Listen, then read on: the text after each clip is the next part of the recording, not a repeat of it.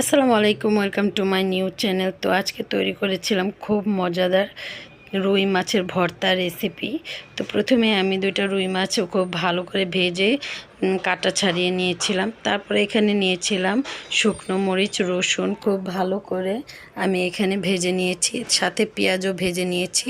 তারপরে একটা বাটিতে আমি উঠিয়ে রেখেছি পেঁয়াজ, রসুন, শুকনো মরিচ। তারপরে এটা এখন আমি একটা শিলপাটার মধ্যে 4টা মরিচ নিয়েছি, তার সাথে নিয়েছি হাফ চামচ লবণ। তো লবণটা ঝালটা আপনারা যে যেরকম খান সেরকম দেবেন। তো বাটা হয়ে গেলে আমি খুব ভালো করে মরিচটাকে বেটে নেব। তারপরে আমি এখানে দিয়ে দেব রসুন আর পেঁয়াজগুলো দিয়ে আমি খুব ভালো করে বেটে নেব।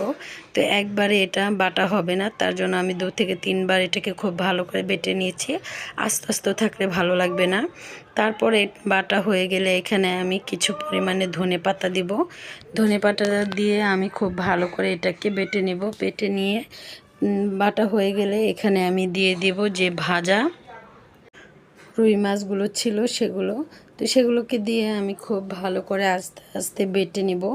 যেহেতু আমার এখানে কোনো পরিমাণে কাটা নেই, তার জন্য আমার অত ভালো করে এটাকে বাটতে হবে না। তো অত ভর দিয়েও বাটতে হবে না, আস্তে আস্তে করে বাটলেই হবে।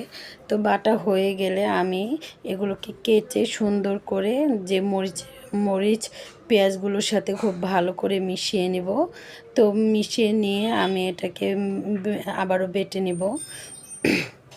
তো এটাকে আমি 2 বার বা 3 বার বেটে নেব, কারণ 2-3 বার বেটে নিলে মরিচ পেঁয়াজটা সবগুলোর সাথে মিশে যাবে। তো মিশে গেলে খুব খেতেও খুব ভালো লাগবে। তো মিশানো হয়ে গেলে আমি খুব ভালো করে কেচে একটা বাটিতে উঠিয়ে রেখে দেব। এটা গরম ভাতের সাথে বা খুদের ভাতের সাথে খেতে একদম মজা। তো